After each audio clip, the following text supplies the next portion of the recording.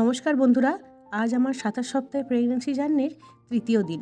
তো সকাল সকাল প্রতিদিনের মতনই আমি খেয়েছিলাম এখানে ৩টে আমন্ড বাদাম। আর আজকে প্রোটিন পাউডারটা খাইনি জানেন, তার জায়গায় এখানে ৯টার সময় খেয়েছিলাম ২টো বাটার টোস্ট আর একটা পাকা কলা।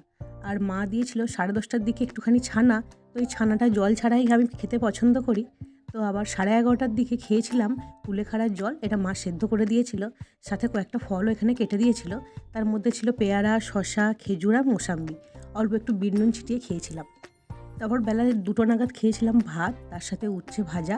এখানে ছিল অল্প একটু আলু পোস্ত, একটা চচ্চড়ি ছিল, আর এই চচ্চড়ির পর ছিল ফুলকপি মাছ আলু দিয়ে ঝোল, আর তার সাথে ছিল আমড়ার চাটনি।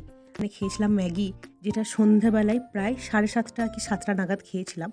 আর রাত্রিবেলায় 10:30টার মধ্যে ভাত খেয়েছিলাম, তার মধ্যে আবার ছিল ফুলকপি ডিম আলু দিয়ে ঝোল, বাঁধাকপির তরকারি। হলো আমার সারাদিনে খাওয়া দাওয়ার রুটিন। আবার ফিরে আসবো খুব তাড়াতাড়ি।